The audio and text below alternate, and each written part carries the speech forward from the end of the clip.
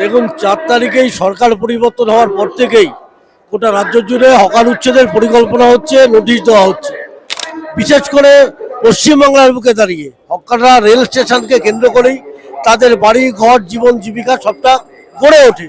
রেলের উন্নয়ন হোক, কিন্তু এদের একটা বিকল্প ব্যবস্থা করবার উদ্যোগ রেল কর্তৃপক্ষকে নিতে হবে। এটা রেলের সম্পত্তি না, এই জমি মানুষের জমি, দেশের জমি। রেল চালানোর জন্য তার জমি দিয়েছে, যখন জমি দিয়েছে এই পরিবারগুলো জমি দিয়েছে। ফলে রেলের উন্নয়ন আজকে দাঁড়িয়ে যখন বাজার তৈরি হচ্ছে, তখন দাঁড়িয়ে রেলের উন্নয়ন করতে গিয়ে স্টেশনগুলো আদানি আম্বানিকে বিক্রি করে দেবে আর হকারদের রাস্তায় বসাবে, এই জিনিস মেনে নেওয়া যায় না। কিন্তু বেশিরভাগ মানুষ চায় একটা সুস্থ ব্যবস্থার মধ্যে হকাররা থাকুক, কারণ তারা যাত্রীরাও জানে হকার আমাদের পরিষেবা দেয়। তাহলে গরিব হকার যারা প্রতিদিন তাদের জীবনটাকে বাঁচিয়ে রাখবার জন্য লড়াই করে রাত শেষে 200, 300, 400 টাকা বাড়ি নিয়ে যায়, এই হকারগুলোর জন্য হচ্ছে আমাদের এই লড়াই, ব্যবসায়ীদের জন্য না। 4 মে সরকার পরিবর্তন হয়েছে, 1 মাসের কিছুটা সময় অতিক্রান্ত হয়েছে, তারপরে এরকম একটা পদক্ষেপ যে হকার উচ্ছেদ। রেল এবং রাজ্য সরকারের তরফ থেকে জানানো হচ্ছে যে অবৈধ জায়গা দখল করে এই হকারি করছে। তো এই হকারির পক্ষ নিয়ে সিআইটির পক্ষ থেকে যে আজকে সমাবেশ হচ্ছে, তো আপনারা হকারদের উদ্দেশ্যে কি বার্তা দেবেন এবং রেল কর্তৃপক্ষ কি বার্তা দেবেন? দেখুন, 4 তারিখেই সরকার পরিবর্তন হওয়ার পর থেকেই গোটা রাজ্য জুড়ে হকার উচ্ছেদের পরিকল্পনা হচ্ছে, নোটিশ দেওয়া হচ্ছে। দীর্ঘ রেল লাইন প্রতিষ্ঠিত হওয়ার পর থেকেই রেল লাইন সংলগ্ন মানুষ, হকাররা রেলের জীবনের সাথে যুক্ত। কেউ 30 বছর, কেউ 40 বছর, কেউ 50 বছর ধরে হকারি করছে। বিশেষ করে স্বাধীনতার পর দেশভাগের যে যন্ত্রণা, সেই যন্ত্রণায় যে ওপার বাংলা থেকে প্রচুর মানুষ এই চত্বরে আসে। বিশেষ করে পশ্চিমবাংলার বুকে দাঁড়িয়ে হকাররা রেল স্টেশনকে কেন্দ্র করেই তাদের বাড়ি ঘর জীবন জীবিকা সবটা গড়ে ওঠে। আজকে দাঁড়িয়ে নতুন করে হঠাৎ করে আজ বলে কালকে উচ্ছেদ, এইটা লক্ষ লক্ষ মানুষের জীবন নিয়ে ছিনিমিলে খেলা, তাদের পথে বসিয়ে দেওয়া, তাদের জীবন জীবিকাটাকে স্তব্ধ করিয়ে দেওয়া।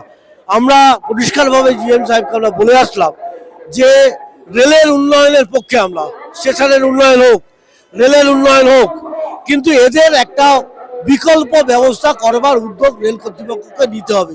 বিকল্প ব্যবস্থা ছাড়া কোনোভাবেই পুলিশের লাঠি দিয়ে এদের উচ্ছেদ করা যাবে না। তার বিরুদ্ধে Paschimbanga railway hawkers union, CI2, all trade union আমরা রাস্তায় আছি।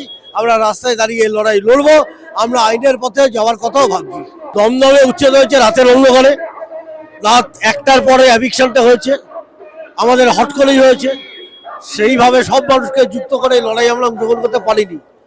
যাদবপুরে উচ্ছেদ হয়েছে, কিন্তু রেলওয়ে হকার ইউনিয়নের স্টেশনের উপরে হকাররা না। আমাদের leadership, CI2 leadership, Sujan Chakraborty, Srijan Bhattacharya সহ বাম আন্দোলনের নেতৃত্ব বুক চিতিয়ে লড়াই করেছি। সাইডিংয়ের দুটো অংশ সেইটা উচ্ছেদ হচ্ছে, হকার উচ্ছেদ হয়নি। আমরা টিকিয়ে রাখতে পেরেছি। গোটা রাজ্য জুড়ে বেশিরভাগ জায়গায় আমরা বেলঘরিয়ায় রুখে দিয়েছি, নৈহাটিতে আমরা রুখে দিয়েছি, আমরা ডায়মন্ড হারবারে রুখে দিয়েছি, বারুইপুরে রুখে দিয়েছি, চাম্পাটিতে রুখে দিয়েছি। মানুষকে নিয়ে লড়াই আমাদের লড়তে হবে। জীবন জীবিকাকে উচ্ছেদ করে দেওয়ার পরিকল্পনা রেল কর্তৃপক্ষ করা যাবে না, কারণ এটা রেলের সম্পত্তি না, এই জমি মানুষের জমি, দেশের জমি। রেল চালানোর জন্য তার জমি দিয়েছে, যখন জমি দিয়েছে এই পরিবারগুলো জমি দিয়েছে। ফলে স্বাভাবিকভাবেই রেলের জীবনের সাথে এই মানুষের জীবন ওতপ্রোতভাবে জড়িত। ফলে রেলের উন্নয়ন আজকে দাঁড়িয়ে যখন বাজার তৈরি হচ্ছে, তখন দাঁড়িয়ে রেলের উন্নয়ন করতে গিয়ে স্টেশনগুলো আদানি আম্বানিকে বিক্রি করে দেবে আর হকারদের রাস্তায় বসাবে, এই জিনিস মেনে নেওয়া যায় না। নাগরিক সমাজে একটা ধারণা আছে যে জোর করে হকাররা জায়গা দখল করে মানুষের যাতায়াতের পথ আটকে তারা ব্যবসা করছে। কিছু মানুষের মধ্যে এই কথা আছে, সবার মধ্যে নয়। একটা অংশের মানুষের মধ্যে এই কথা আছে, সেটা বেশি প্রচার করা হচ্ছে। কিন্তু বেশিরভাগ মানুষ চায় একটা সুস্থ ব্যবস্থার মধ্যে হকাররা থাকুক, কারণ তারা যাত্রীরাও জানে হকার আমাদের পরিষেবা দেয়। রাত ভিতরে বাড়ি থেকে যদি পৌঁছে দিতে হয়, হকাররাই থাকে। ট্রেনে অ্যাক্সিডেন্ট হলে হকাররাই দৌড়ে আসে, রেলের পুলিশকে তখন দেখা যায় না। ফলে ক্ষুদ্র একটা অংশের এই অসুবিধা হতে পারে, হবে। আমরা বেশিরভাগ অংশের মানুষের জন্য লড়াই করছি। হকার মানেই গরিব, এটা কিন্তু নয়, এবং এই সিম্প্যাথিকে কাজে লাগিয়ে বামপন্থী দলগুলো তারা ভোটের স্বার্থে কাজ করছে। আমরা ব্যবসায়ীদের জন্য লড়ছি না, আমরা যারা দিন আনে দিন খায় সেই মানুষগুলোর জন্য রাজপথে লড়াইয়ে নেমেছি।